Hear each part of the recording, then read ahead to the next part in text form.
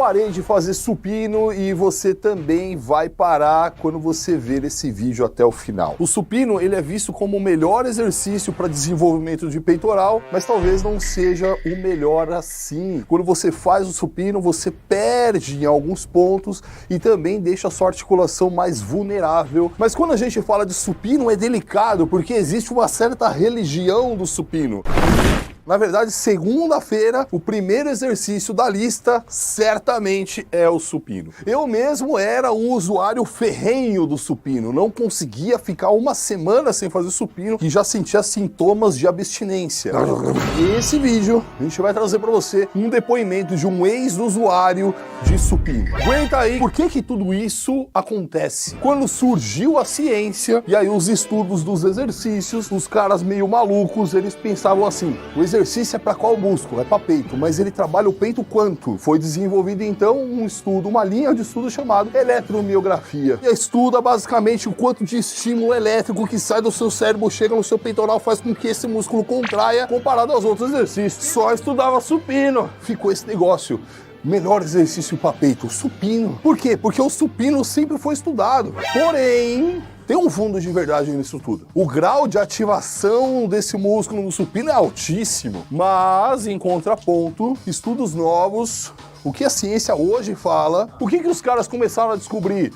Que sim, o supino tem um alto grau de ativação, mas existem outras variáveis que influenciam diretamente na hipertrofia. E quando a gente fala hipertrofia, a gente está falando do crescimento da teta. Outro ponto muito forte do supino é o quê? A carga. E a gente sabe que carga, de certa forma, é importante para que você desenvolva a hipertrofia.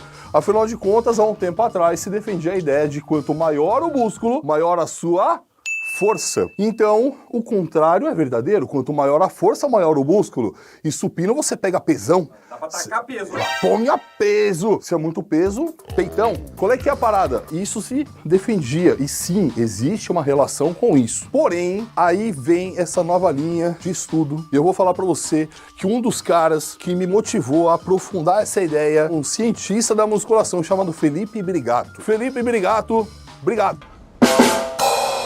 Ele que me abriu os olhos, caraca, lá, você vai se perder desse jeito. Você já tá vendendo até a geladeira de casa pra usar supino. Então, mano, o que o cara trouxe? Ele falou, se uma das variáveis que influencia na hipertrofia é o quanto que o músculo se encurta e o quanto que o músculo se alonga, posso entender que o supino é um exercício limitado. Caraca! Nesse momento a galera já tá pulando, jogando a cadeira, dando soco no monitor. Quer ver uma coisa? Quando você faz supino, peitoral, músculo que no seu encurtamento máximo traz o seu osso do braço aqui, ó, o húmero, nessa posição, no supino onde ele fica, ó. Supino tá aqui, ó. Olha o quanto de movimento que você tá perdendo. Olha o quanto de encurtamento da fibra que você tá perdendo. Mas as coisas pioram. O VT tá pronto? O VT do usuário de supino, do ex-usuário de supino tá pronto? Tá pronto, tá pronto. Vamos chamar o VT então. Roda o VT. Me matriculei numa academia, vi todo mundo fazendo, todo mundo feliz, e aí os meus amigos falaram, você já experimentou o supino? Eu falei assim, não, mas meu pai me ensinou a não mexer com essas coisas, não? Só um pouquinho, só pra você ver como é que é, experimenta. Por influência dos amigos, eu comecei a usar. Não, chega, né, gente? Eu vou trazer pra vocês algumas coisas que me fez parar de usar o supino. E olha que eu usava o supino com frequência. O supino, primeiro, ele coloca a sua articulação do ombro numa posição que não é tão anatômica. E ela na verdade, a barra te impossibilita de fazer ajustes que coloque essa articulação numa posição mais confortável. Ou seja, uma pessoa que faz supino a longo período tem uma grande propensão a machucar o ombro. Vai! Aí você pode virar pra mim e falar assim, Lala, mas isso é questão de uma técnica inadequada. E de certa forma eu concordo com você. Afinal de contas, temos aí campeonato chamado Powerlift, que uma das modalidades ali aplicadas é o supino. E eu participei durante muito tempo nesses campeonatos, estudei muito fortemente a técnica do supino, e eu vou falar pra você que fazer o supino da forma correta é extremamente difícil. E aí sim, se você fizer de uma forma perfeitamente correta, assim como os atletas profissionais de powerlift, você vai ter uma propensão menor a machucar o ombro, mas mesmo assim, esses atletas também acabam se machucando. E na verdade, o que me deixou de fazer supino foram os desconfortos no ombro. Foram as dores no ombro. Que um usuário vai usando, né? Ele não percebe, ele vai sentindo os malefícios da substância e quando ele vê, a situação já tá muito ruim, né? E aí isso aconteceu comigo. Quando eu vi, eu já tava, assim, numa situação lamentável. E aí eu falei assim, pera, né? Eu preciso dar um jeito na minha vida. Num primeiro momento, a droga pode até dar prazer.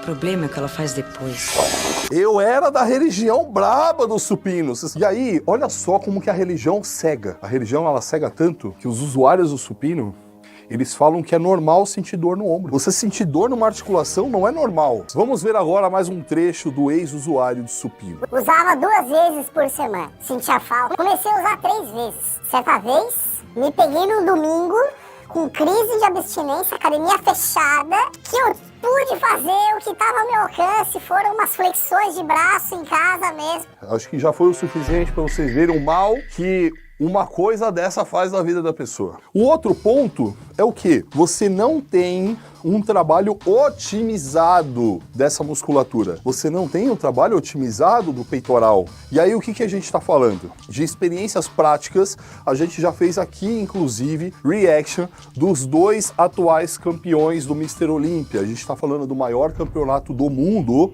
de fisiculturismo. Tanto Big Ramy quanto o Sibum não fazem supino. Existem outras coisas que podem substituir o supino. Existem outras ferramentas que são melhores até do que o supino. Lala, você tá falando que o supino não presta? Não foi isso que eu disse, porque senão as pessoas vão falar depois. Não, Lala falou que o supino não presta. E aí a gente vai pensar numa outra opção que é muito interessante. Ela encaixa como uma luva. Ela praticamente acolhe o seu ombro como uma mãe acolhendo um bebê recém-nascido. A gente tá falando do Dumbbell Press. Dumbbell Press conhecido também como supino com halteres. Esse é supimpa. Por que esse é supimpa? Porque esse, primeiro, você consegue ter uma boa amplitude de movimento. Segundo, você consegue moldar a execução, a posição do seu ombro num momento, num lugar que o seu ombro fica da hora. Pino não tem muito pra onde você fugir, ele meio que te segura. Essas coisas fazem isso com as pessoas, elas aprisionam. E o Dumbbell Press é mais relaxado. A gente pode avançar para outros exercícios como o supino máquina. Algumas máquinas, principalmente da Hammer, são supimpa para supino, mas a gente pode evoluir para outros exercícios também. Por exemplo, crucifixo máquina. Ou então crossover, porque você tem uma alta ativação de peitoral e também uma alta mobilidade ali, uma movimentação grande da sua fibra.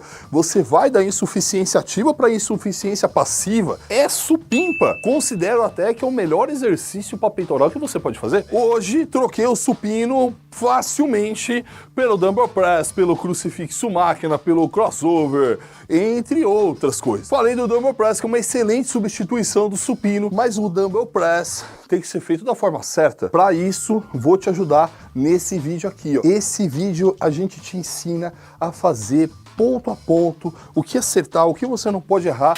E hoje eu falo com muito orgulho que eu tô há mais de 2 anos limpo do supino.